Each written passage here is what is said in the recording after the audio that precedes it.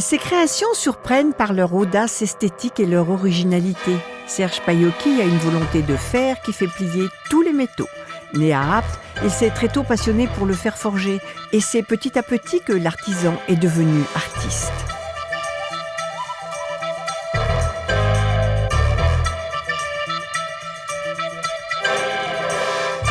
Artisan, ferronnier, et puis après, ouais, parce que c'est des étapes en fait. C'est des étapes que vous passez, quoi. Au début, vous faites un travail classique, et puis après, au fil du temps, vous bifurquez vers des choses beaucoup plus artistiques, quoi. Une suite logique pour lui.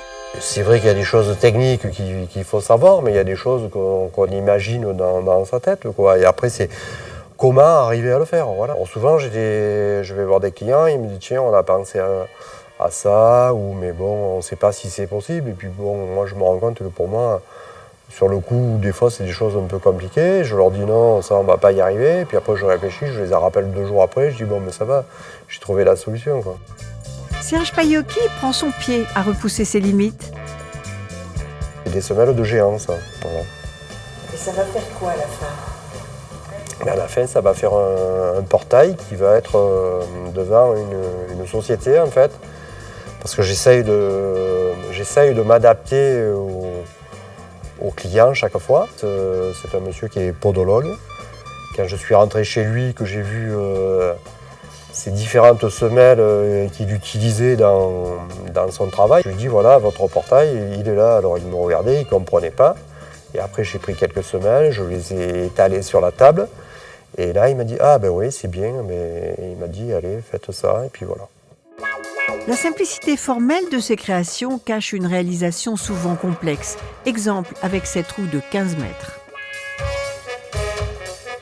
Techniquement, l'idée de cette roue, c'était qu'elle tienne debout sans qu'on voit aucun support ni rien. Alors je commençais beaucoup à réfléchir à ça. Je savais calculer de moi-même à peu près la résistance, mais après il a fallu que je trouve un ingénieur qui veuille bien me calculer la résistance des matériaux.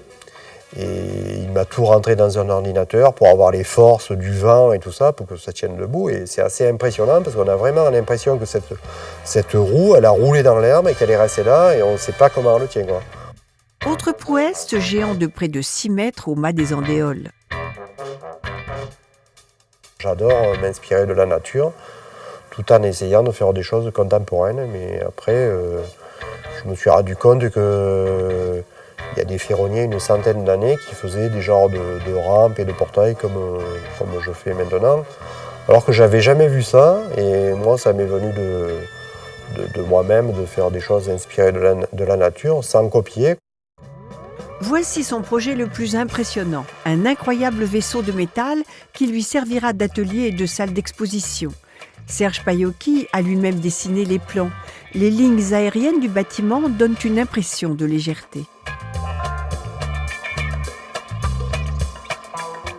Et là, on se trouve à l'arrière du bâtiment, qui va être un atelier de production de sculptures et de ferronnerie, qui va être un atelier assez classique à l'intérieur.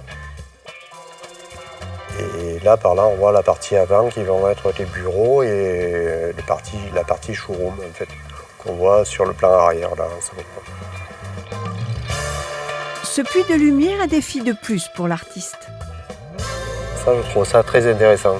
On voit où la matière a été découpée, là. Hein. C'était pas évident à trouver, et puis j'ai trouvé d'un coup après.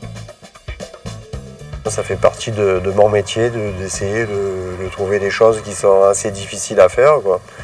Et chaque fois, c'est un nouveau challenge, quoi. Voilà, c'est comme un peu une sculpture.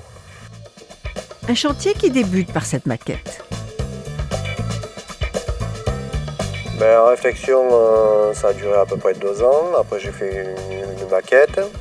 Puis après, quand la maquette a été faite, ça a été tout seul parce qu'on a fait des plans et tout ça par rapport à la maquette. Et puis après, on a mis à peu près, là j'en suis à 5 ans, mais bon, ça commence à être long, alors qu'au départ, c'était parti pour 2 ans. L'inauguration est prévue au printemps 2014. Au départ, il y a une structure assez simple, quoi. Et puis après, on a revêti le tout avec une couche de curtain Alors après, vous allez me dire, ça va chauffer. Et puis en fait, non, pas du tout. Parce qu'en fait, ce qu'on a fait, c'est qu'on a fait une ventilation. Ça chauffe les plaques par l'extérieur. Il y a une ventilation qui se fait, une convection naturelle. Ça remonte l'air. Si vous voulez, l'air chaud a tendance à monter. Donc ça fait une ventilation permanente.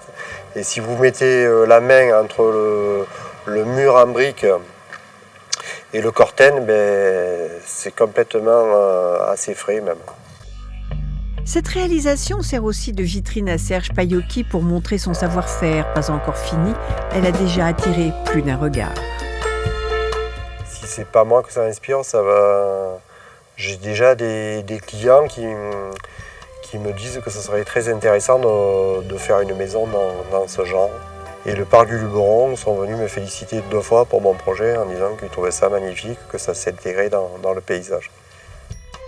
Cet artiste hors du commun collabore aussi avec de grands sculpteurs européens comme Patrick et Anne Poirier ou le Britannique Robert Bradford.